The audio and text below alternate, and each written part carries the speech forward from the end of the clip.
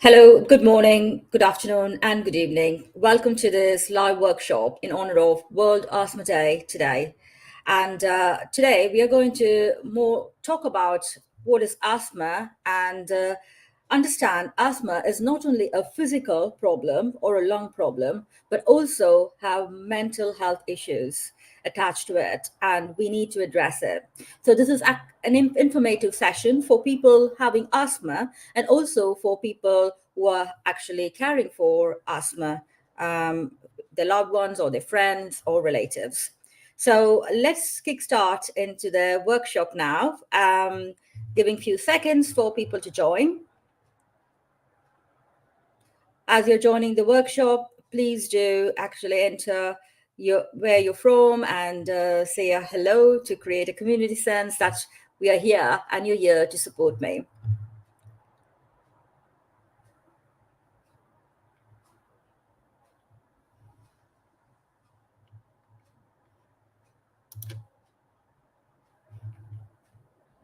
So if you can't find the chat box, this workshop, is also telecasted live stream in the YouTube channel or Breathe Thrive with Devi. So you can actually go ahead and enter, say hello to the community here.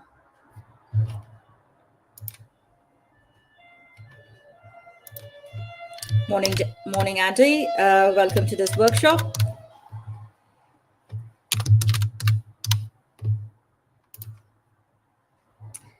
So let me actually start sharing my screen. As people are joining, feel free to say hello and interact.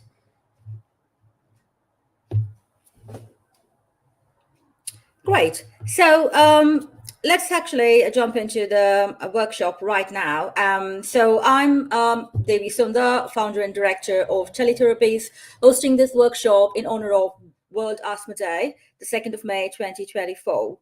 And let's see what I'm going to share with you and empower with you. Some tips, practical tools that you can manage your asthma and also your mental health in asthma. So, as a founder and director, I have dedicated previously over 2 decades into the respiratory practice, especially in pulmonary rehab and people with chronic respiratory conditions like asthma, COPD, pulmonary fibrosis, and more, all the wider respiratory scope of diseases. And I was delivering rehabilitation. I was attending the respiratory part of care and also the mental health challenges, what the people are going through, as I'm also a psychotherapist practicing integrative psychotherapy. So with my expertise, as you can see on the slide, I have been in multiple settings delivering the care.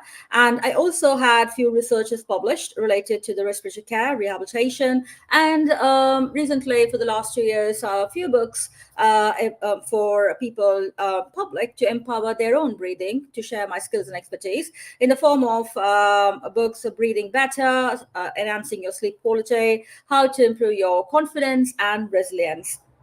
So those are a bit about me so that you are confident that the information I'm going to deliver today to you is going to be useful and you can trust me and listen to me today through the workshop. So as a speaker and facilitator, my aim today is very simple, that share my knowledge about asthma care management with you and also make you understand what is asthma. Is it only your physical symptoms and lung problem, or is it more to that? So you'll be getting to know how asthma is also affecting your mental health. And I'm going to give you a natural drug-free prescription and action plan to manage your asthma. And that's the ultimate aim of this workshop today. So my aim and mission is to make you feel your full potential and confidence to manage your asthma condition and also travel your life on a daily basis with more confident and happier life. So let's move on to what I'm going to cover as the topics today. I'm going to give you some little bit of data about the global and home statistics about asthma so that you can understand how big the problem is. And also to make you understand, as I mentioned earlier, asthma and lung age. And this is something which is going to be interesting, I promise. So I will actually go into that detail in the flow of the slides. And after that, I'm going to talk about some mental health issues in asthma so that you can understand how mental health is affected in people with asthma. And I'm going to also make you do some breathing with me, breathing breath work. So that's something which is going to be a win-win, attending your lung problem and your mental health issues. So you'll be learning 3 breath works from me today, and I hope that you're eager to practice that with me. And finally, I'm going to end with an asthma action plan to manage both your physical and also your emotional symptoms, what you're going through with your condition. So, before I could just jump into all the big details, I want you to make you feel more comfortable and relaxed. And there is no exams here, and there is no kind of marking happening. So, this is a very free information session to empower you with a little bit of knowledge bites so that you can actually manage your asthma condition in a better way. And also, if you're a carer, to help and support your loved ones in a better way. So please do go ahead and hit the chat box with the numbers of emotional scale, what you're currently feeling. How is your emotion? How are you feeling right now at this moment? 30 seconds.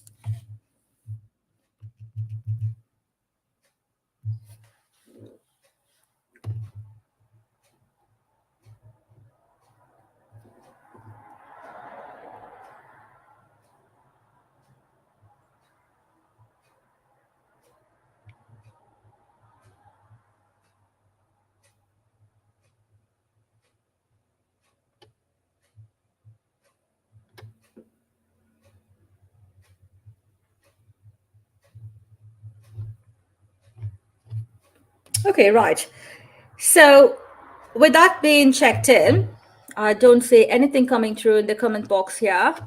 Hopefully, you're actually marking by your within in a notepad to yourself. So, if I believe that if you're feeling good and welcoming in this workshop, I'm going to go ahead and ask you questions about what is your morning breakfast.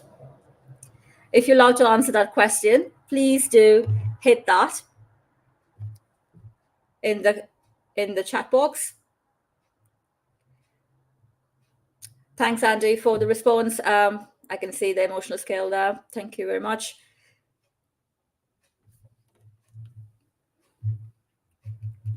"15 seconds for this.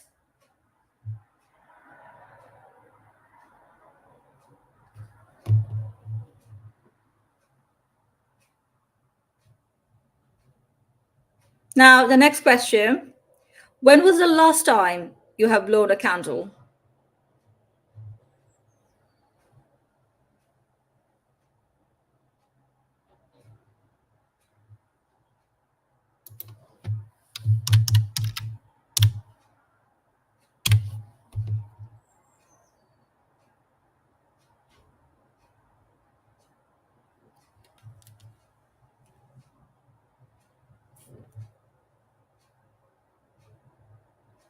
Now, the next question. What's a random act of kindness you did to yourself or your loved ones or a stranger today?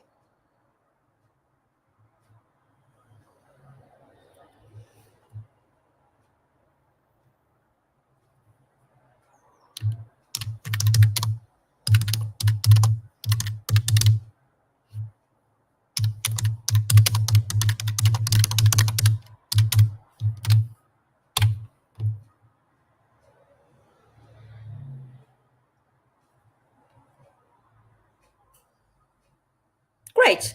So, with that all being said, I believe that your mind is now into the space of getting some information about asthma. So, as I mentioned earlier, asthma is a major non-communicable disease. I'm going to provide you some data globally and in UK. And it is a condition which affects both the adult and children. And this is more commonly in children growing up with more in the western part of the countries. It's more prominent compared to the other parts of the countries world. So globally, it's 339 million worldwide. Is the data from the WHO, and it's the 34th leading cause of disease, and 10.2 million years lived with disability. So that's the prediction data, not the prediction, that's the recorded data from the World Health Organization.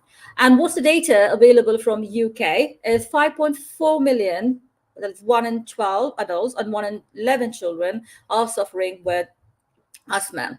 And the data is from 2020 and 2021.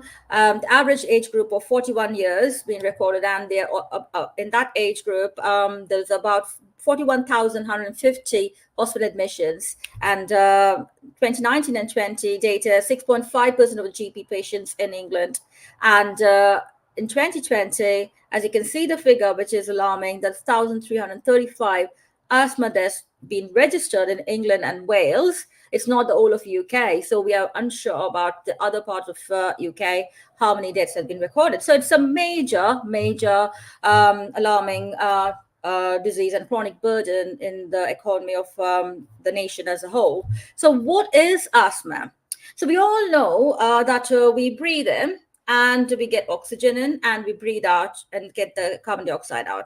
So what is that organ that is actually holding that oxygen and doing this process is the lung. Okay, and the lung, as you can see in the picture, is just located inside a thoracic cavity, in a layperson's term, inside behind our ribs, in the chest cavity. And from the nose, there is an air pipe going in through, and that branches into each of your lungs. There's two lungs, each of your lungs, and the branches, then imagine a branches of a tree. Yeah, and then the branches of the tree have leaves. Yeah, so those leaves are the bunch of alveoli there, bunch of grapes. You can also correlate that to a bunch of grapes. And the airways that ends in a bunch of grapes, that is the air sac. This is the end point where the oxygen, what you're taking from outside, is getting into your lungs and ending into that part. And from that air sac, the oxygen then is going into your blood, and from the blood, the other waste products, mainly the with carbon dioxide is the waste product, which is actually exhaled, that is breathed out into the outside environment. So this is actually a very quick process happening. Even when I'm now talking, it's happening inside me. That's why I'm actually still alive and talking to you, and because my body is oxygenated. So this airway, that is the tube airway, which is starting from the nose and going in. This is actually a windpipe or trachea, and then it branches into bronchus. That's the scientific term there. And that bronchus and the bronchioles, those are the parts which is getting narrowed or inflamed. And as you can see in the slide, you can see how big the airways, normal airways, should look like. Okay, this is the passage through which your air is entering. But in inflammation, in mild to moderate inflammation, the airways are inflamed, so the passage is reduced. So when the passage is reduced, automatically there is a limited amount of oxygen going in and limited amount of carbon dioxide is coming out. And if in the severe cases of asthma, you can see how badly your airways are narrowed down. Okay, which is totally going to be reducing a massive amount of oxygen reaching into your blood. Car cannot run without fuel. Our body cannot function without oxygen. Yeah. So if you wanted to have your life journey more happier and healthier, you need oxygen. And this airways, because of asthma, we multiple reasons and triggers that is triggering your inflammation, which I'll be discussing further. Because of this narrowing, the oxygen is limited, and the symptoms what majorly people experiences are wheezing. Yeah, because your airways are narrowed, so your air passage creates a wheezing and coughing and chest tightness and shortness of breath. So these are the prominent symptoms people actually experience with asthma.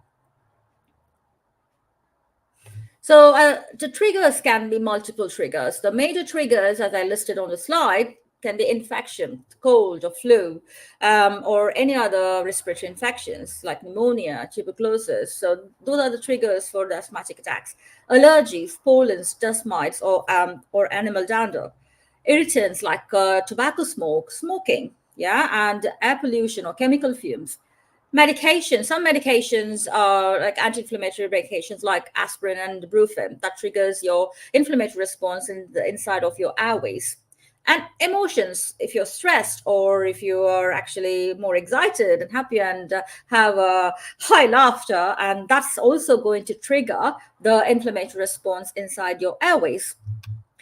So, when this is actually happening inside your airways, and asthma is an inflammatory condition, as we discussed, we also know that there is another condition called chronic obstructive pulmonary disease, COPD. So, I'm going to introduce you to this term of asthma COPD overlap syndrome, where most of the people with asthma also have an overlap of COPD.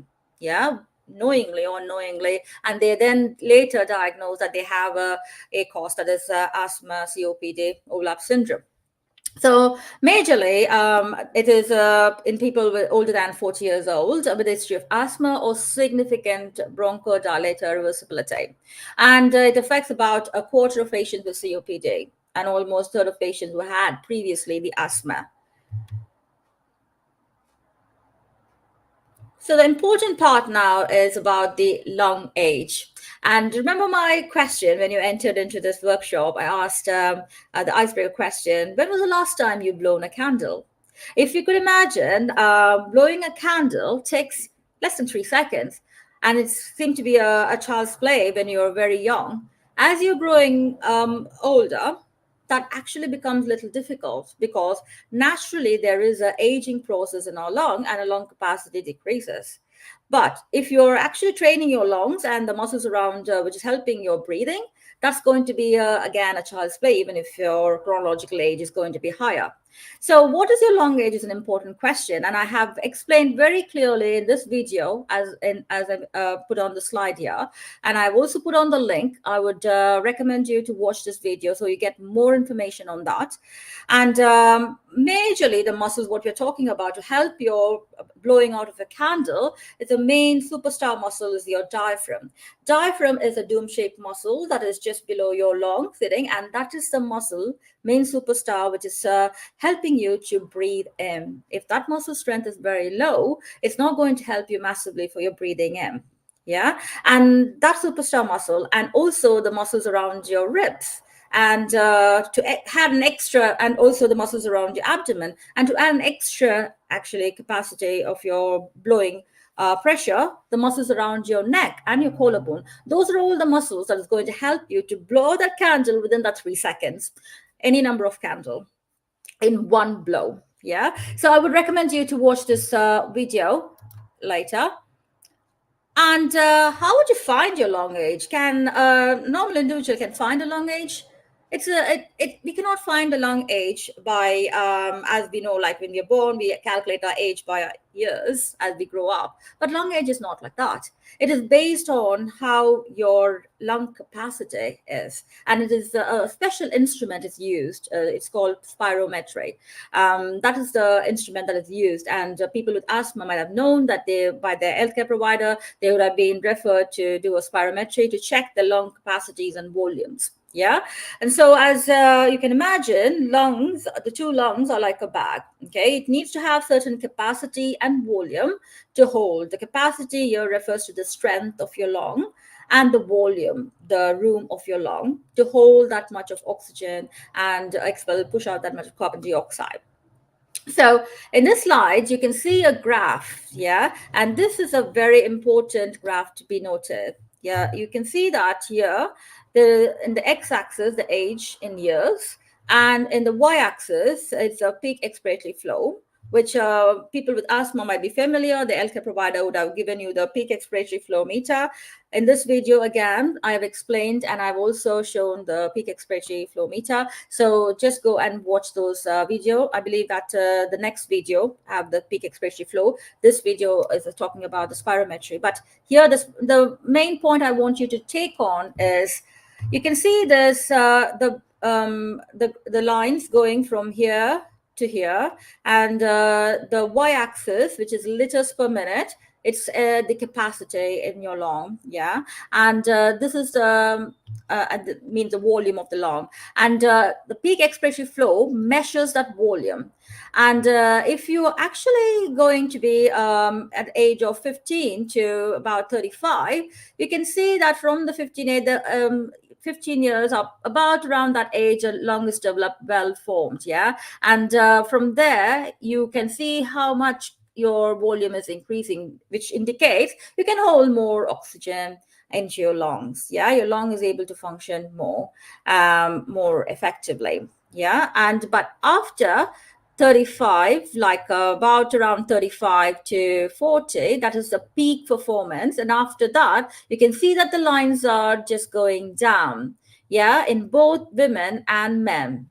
Yeah, and it is according to the height of the measured in centimeters, yeah, and also the age. This is actually, and also your volumes, liters per minute. This is actually going to predict your lung age. These are the three main factors. So what you need to be doing to maintain a good lung volume is something which is easy to do, but hard to practice, okay, which I'm going to reveal shortly in the flow of the slide. Now, as I mentioned earlier, this is a peak expiratory flow meter, what people with asthma would have been given to monitor their volumes, because it is important to monitor the lung volume, as the asthma triggers can increase inflammation and reduce the lung volumes and capacity. So that's what they actually give it to the patients with asthma, and to measure and monitor their volumes. And this video is going to explain to you how you need to be performing that, and how important it is for people with asthma to perform and monitor and record in the chart provided, so that they will be categorized into different zones, green, red, and yellow zones. And I'll explain that in the action plan further. Now, so long we have been talking about asthma, the symptoms, and about the lung age and other bits. Now, asthma also affects your mental health. People with asthma have fear, because the wheezing can be triggered at any moment. And if they're in the middle of the classroom, if they've been a student, then that's going to be impacting their academic performance and the lessons on that day.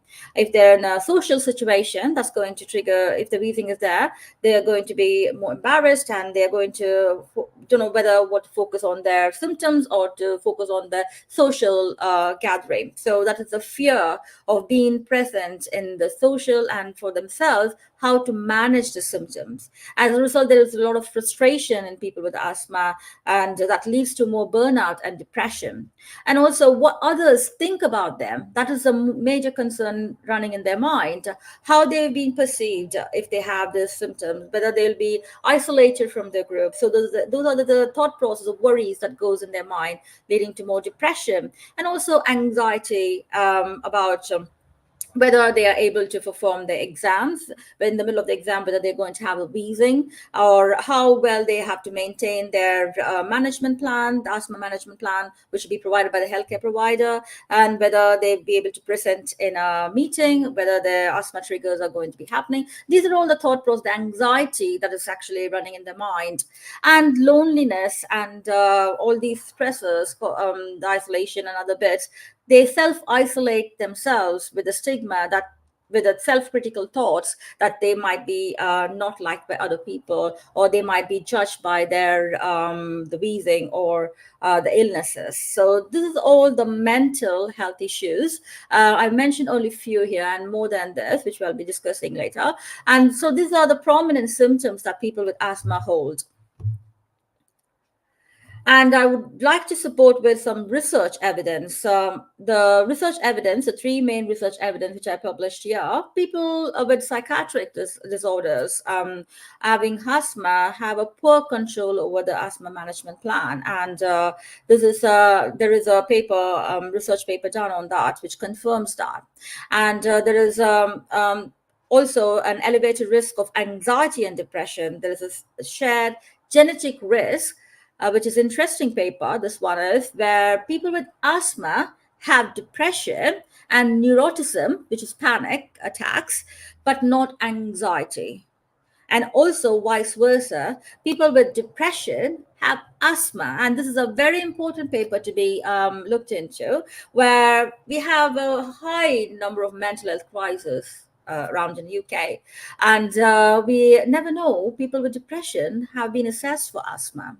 And people who go to the healthcare provider with asthma, whether they have been assessed for depression, this is a bigger question to be answered in the healthcare delivery system what we are in. And so that we can timely support the people suffering with these mental health disorders along with their lung issues. And the other paper, actually here, it's a data, not a paper, from the Asthma and Lung UK, based on their surveys and other things. They confirm that people with asthma have sleep disturbances and medication side effects. Yeah, which makes them feel very tired, fatigued, and also having mood swings, which affects the mental health. And also, I would like to bring to light another study. People with asthma are given the inhalers, yes, steroid inhalers, and which contains glucocorticoids, which is a rescue inhaler. And it is in the inhaled form and in oral form provided to people. And there is a research which actually, this paper here, which actually confirms that it has the glucocorticoids have a major effect on the cognitive decline, but and the brain structures and psychological symptoms. But it is proved that inhaled corticosteroids have much lower impact compared to the oral corticosteroids. And also, that is evidence 40% of the people have anxiety and depression. People with asthma have anxiety and depression. And so the steroid dependent severe asthma, 3.5 times higher depression symptoms and 2 times higher anxiety symptoms compared to non-steroid dependent people.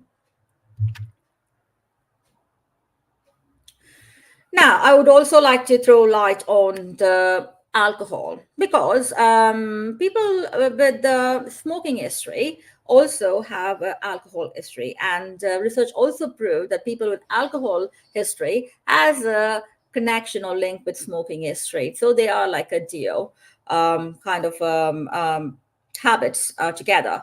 And earlier I mentioned that smoking tobacco is a trigger for asthma, triggering the inflammatory response. Same way, alcohol also have an impact on the lung. And this is a video I've produced lately about alcohol and lung health. I would recommend you to watch the video to get more insights. And it's not only my words, it's also proven from other people, Andrew Huberman and Dr. Sarah Weckman, who are more into the research of the impact of alcohol on the body and mind. They also say the same hymn sheet here. Drinking alcohol can worsen anxiety and depression symptoms. And if you can reduce alcohol consumption, avoid it together, it might help you to improve your mental well-being. There is another paper in Australia in the Journal of Allergy and Clinical Immunology, where they actually surveyed 350 adults and to understand the triggers for asthma and linked with the alcohol. And what come through that paper was wine. The red wine was the most common trigger of asthma symptoms, followed by the white wine. Yeah, and the beer was I couldn't pronounce the beer. So beer was also reported as a trigger, but less frequently. So it's very, very important that if you have asthma, to be very watchful on the consumption of your alcohol.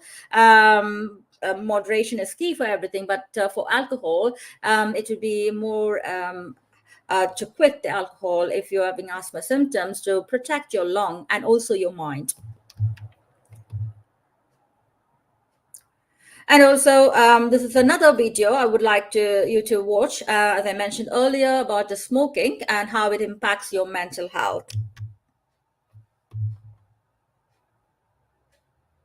So far, I believe so. With the information I provided, I was able to convince you and make you understand that asthma is not just a physical, illness or physical symptoms with wheezing, cough, shortness of breath, and fatigue. It also affects your mental health, yeah, anxiety, depression, stress, and those burnouts and other frustration, isolation, which is also going to trigger some self-harm or suicidal thoughts in people. Yeah, which is very important that we have to focus on so that our care delivery for asthma people is integrated with both the lung management and mental health management. So it is very important to raise this awareness. And I'm happy that I'm able to share this with you through this live workshop. And even if it's a small number of people, and if you could spread the word to your loved ones and to people who you care for, that asthma is not just a physical or lung problem, but it is also your mental health problem. And it is a very high priority that we need to support people with both the management. Now, as I mentioned, I'm going to give you a natural drug-free therapy or prescription, and that prescription is here. That's the breath work. Yeah, it's a one tool to conquer both your mind and your lung. It is going to help you to improve your physical, your emotional, and your mental symptoms. And when you talk about breath work, you can see that I'm from Asia, from India, and which is proud to actually from part of the world where more focus on the mind and body is there. And the pranayama, the origin of pranayama, is a breath control technique from the East Asia. So the three breath works that I promised earlier, the first one I'm going to share with you, and you're going to practice with me. So make sure that you're in a comfortable and a safe place to practice this. And take a seated position, or if you prefer to lie down, that's you're more welcome to do so. And in a comfortable position, you're going to do the Nadi Shodhana, and it's an alternate nostril breathing. So what it actually does to you, what is the outcome? The benefits you're going to get from this is it's going to improve your lung oxygen absorption and lung capacity, and it's also going to improve your anxiety, depression, and stress levels. So how you perform this? It's very easy. You need your hands and yourself with a peaceful mind, and take two fingers and put in center of your forehead between your eyebrows, and put your thumb on the right nostril and your ring finger on the left nostril. Yeah. And as you can see in this picture, you can also fold your two fingers and put your thumb on your right nostril and your ring finger on left nostril. I prefer to do this more because it is going to give you more focus and concentration with your biofeedback on center focus. Yeah. And so taking that position, I believe that you have taken that position, and you're going to follow me. So breathe in deeply through your nose, and now you're going to press your left nostril with your ring finger and breathe out through your right nostril. And breathe in through your right nostril and close your right nostril with your thumb. Breathe out through your left nostril.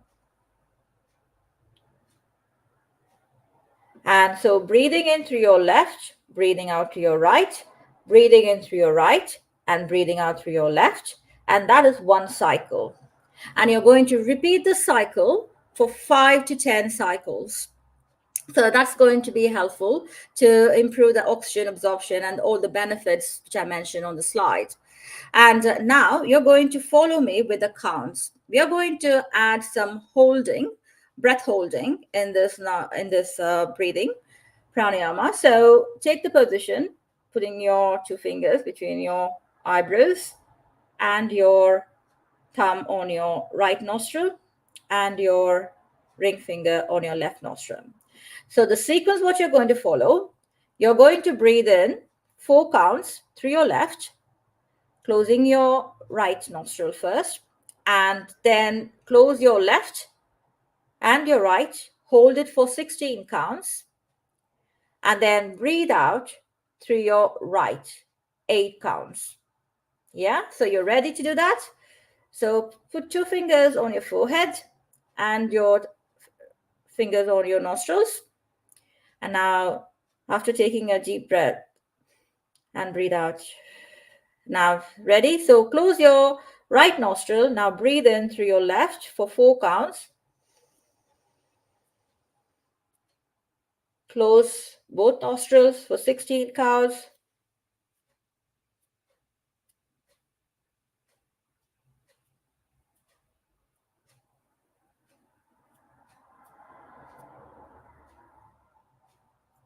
Now breathe out through your right, 8 counts.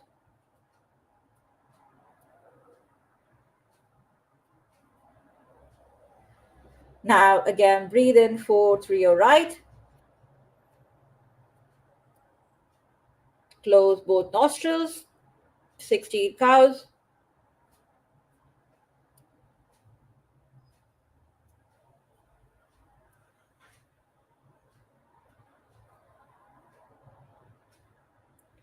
And breathe out through your left, 8 counts.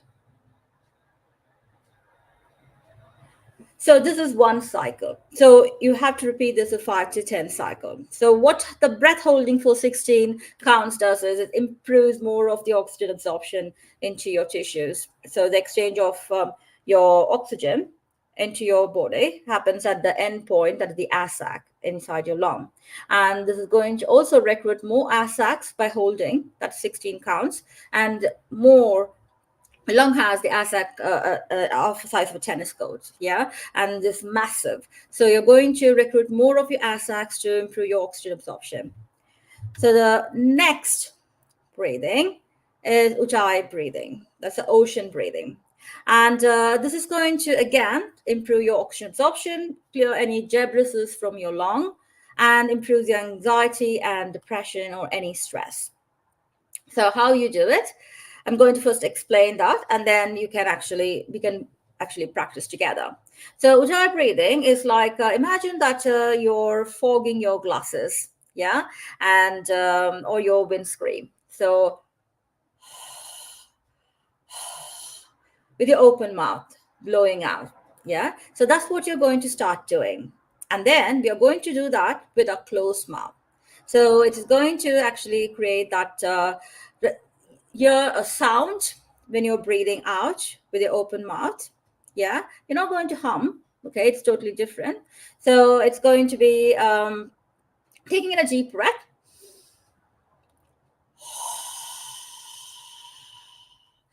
like a sound of an ocean. Yeah. So repeat it again. Taking a deep breath.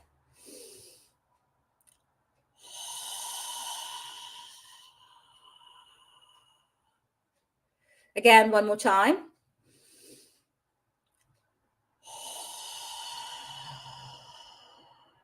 So this is a sound you need to be producing with the mouth closed or half closed if you're finding it difficult to do it with full mouth closed, your lips closed.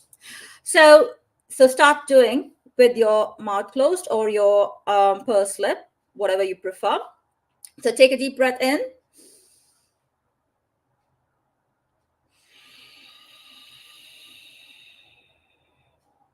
You should feel that breathing out coming through your throat.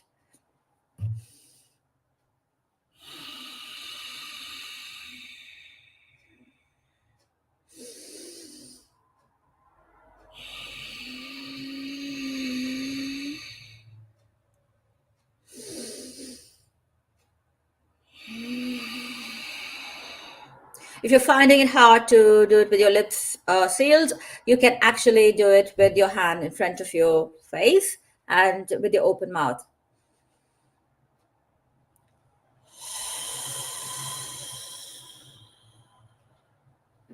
Yeah. So if you have been with a physiotherapist for a breathing technique for your chest infections or pneumonia to clear your chest, This is part of the breathing technique incorporated in one of the techniques physiotherapist teaches you to clear that secretions out. What is happening while you're doing this? You're actually recruiting more of your alveoli by breathing in deep and then blowing it with the open mouth. You're actually recruiting the alveoli, pushing that resistive force to move that phlegm up towards your throat, and then you cough out when you actually have it. So this is similar to some extent, but it's not all of them. So ujjayi breathing is a very important with asthma to do it, because you can actually keep widening your airways and reducing that inflammatory triggers, and be helpful if you're having also secretions, to clear any secretions out. And the final one, the third one, is the Brahmari pranayama. So this is actually a humming breathe breath, and it's very, very effective to practice if to empower yourself from anxiety, depression, and stress. Yeah, how you do it. So you need to take a position, comfortable seated position, and you place your index finger on the cartilage outside of the ear. Okay, so it's between the small elevation of your ear, outside of it, and between your cheek and that is the junction. You place your index finger, so hopefully you can um, see me placing it. Yeah, and so you're not going to put your index finger inside your ear. Yeah, so if you get that, and so placing the index finger, you're going to take a deep breath in and breathe out with a humming. Yeah, so breathe in.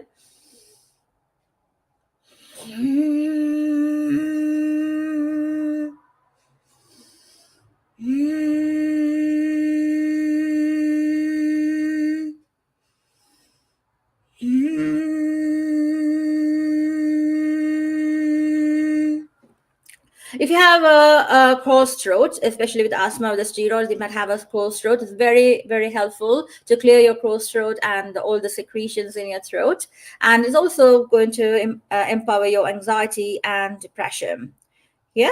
So hopefully you got that 3 breathing techniques.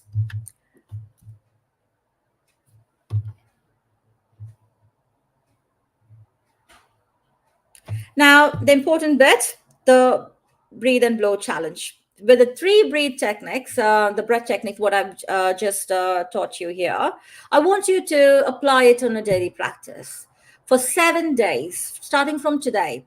Yeah. And as we are fundraising for Nelson Trust is kindly participating in this challenge. So I would also welcome the wider audience, whoever is watching this live or joined in this live session or watching this as a replay.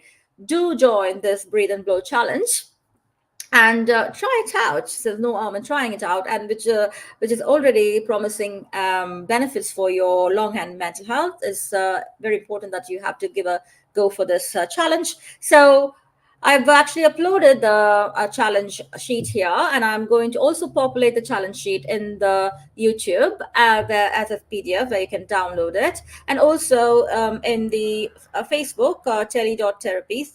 That's Facebook for Tele-Therapies. I'm going to populate that, and you can download it from there as well. So Nelson Trust is participating, and we are in Gloucestershire. So we are Tele-Therapies Limited is going to identify 2 people, lucky people, and deliver the prize whoever completed the challenge. So that's the Brilliant Pro Challenge, and I would invite everyone to be a part of this, whoever is actually participating in this workshop. Now, I'm going to, as I mentioned earlier, give you an action plan for managing your physical and also your emotional symptoms. So generally, people with asthma have instructions from the healthcare provider. So I'm not going to provide any medical information here. Yeah, I'm going to provide more of your physical symptoms management and also your emotional symptom management. So as your healthcare provider is instructed, you might have been provided with a peak flow meter and also instructed the dosage and prescribed your relevant inhalers, the rescue inhalers. So you need to follow those. But important thing here, when to seek medical attention immediately is if you see signs of, when you have a severe asthma attack, difficulty in speaking, or blue lips, or your fingernails, blue fingernails, those are the indication that you have to immediately go to the emergency and seek support from your healthcare provider. So the part where I promised, what are the action plans you can do based on your peak flow meter? When the peak flow meter is in the green zone, yellow zone, or red zone, which is an alerting zone, what are the actions you need to be taking?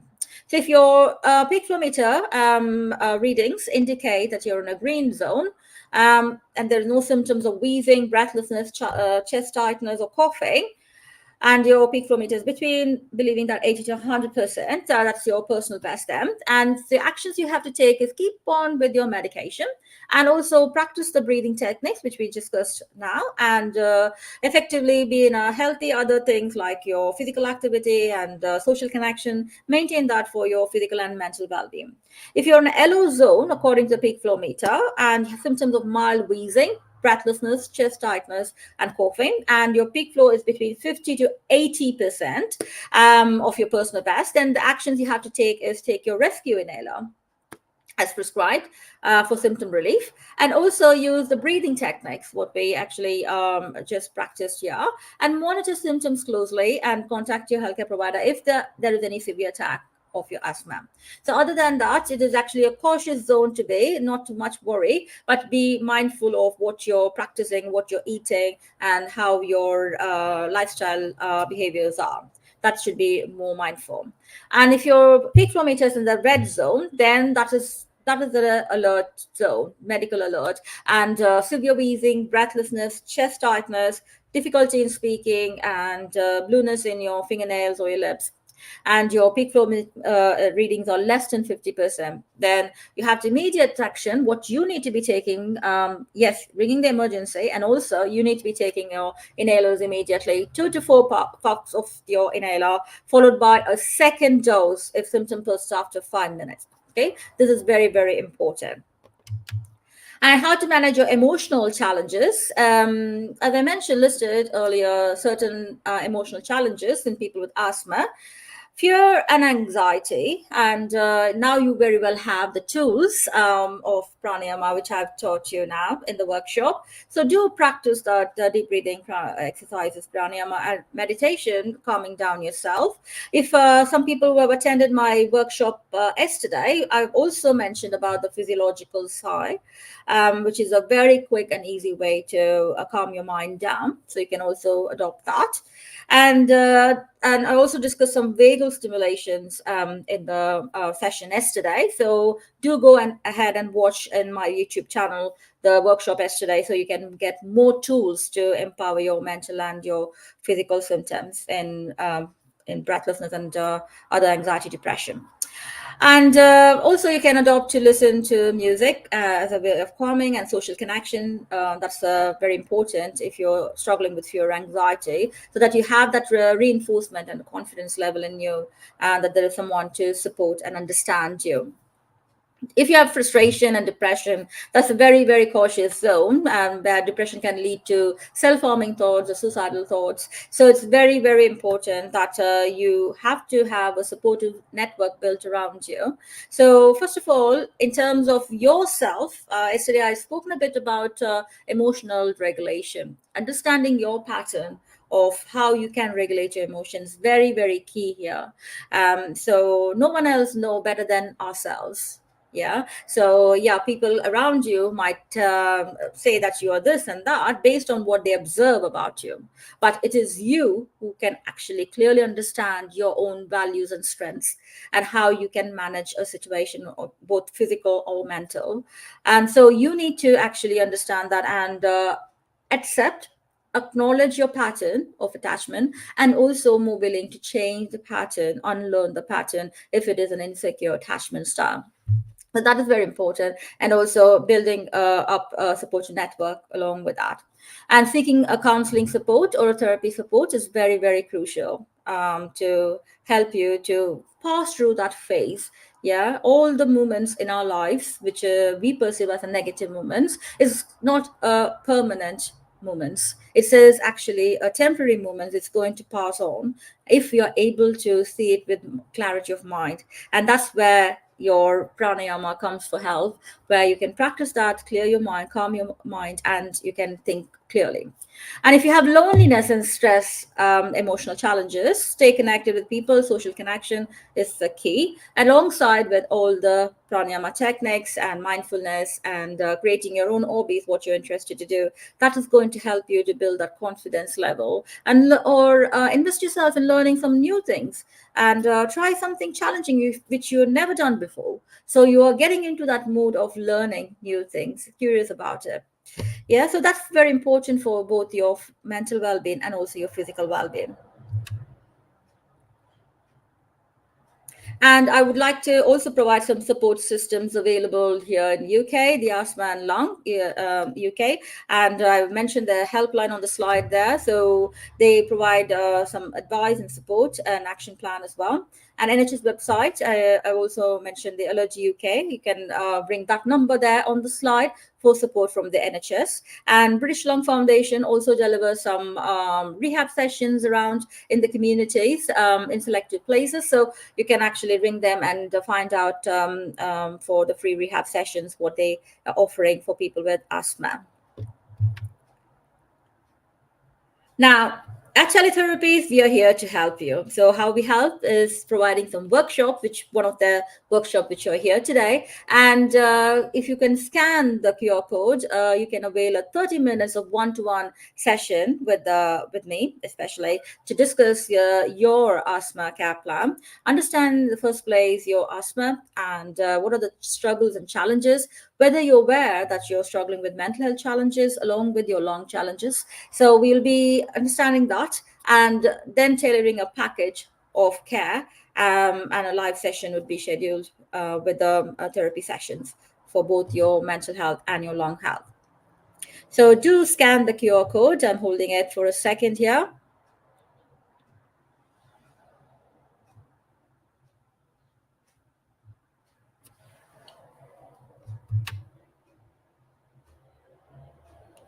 Now, I would also like to remind you, we are doing another workshop this month, as the whole of this month is a mental health awareness month. And we would like to empower people. As I mentioned, my mission is to make people, individual, to know their own potential and live a fuller and a happier life.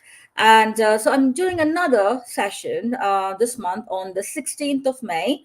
It's again 60 minutes free live workshops on overcoming addiction strategies for drug, alcohol, and smoking cessation. So this is very important and key if yourself or your loved ones are struggling with addiction of one of these, drug, alcohol, or smoking. Please do refer them to this workshop, which is a free workshop where they can get some tools to manage their addiction and overcome it. And as a part of that workshop, we are also fundraising for Age UK. And so do join that workshop so that you're also helping yourself and other people around you to overcome the addiction.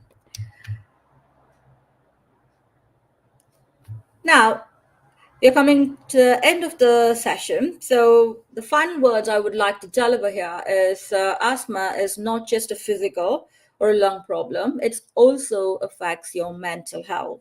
And the mental health is the foundation of you. Without foundation, you cannot build a castle or a house. So it is your foundation, your mental health. And so remember, asthma people have mental health issues and they are struggling in silence, and Tele-Therapies is here to help them and support them. And you can avail that 30 minutes consultation with us so that we can understand more clearly what support you needed to manage your both your lung condition and your mental health.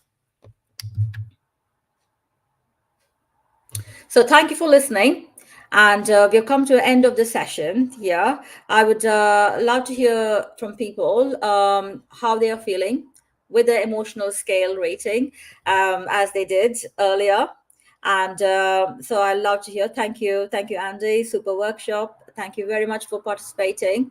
And your presence means a lot to me, and engagement as well. I would be more happier if people can actually join the 7-day challenge of Breathe and Blow, as I mentioned, and I will populate after this workshop the PDF version, and I'll also send a copy to Nelson Trust, a PDF version, so that you guys can pass on to your members who are interested, and a replay would be sent as well.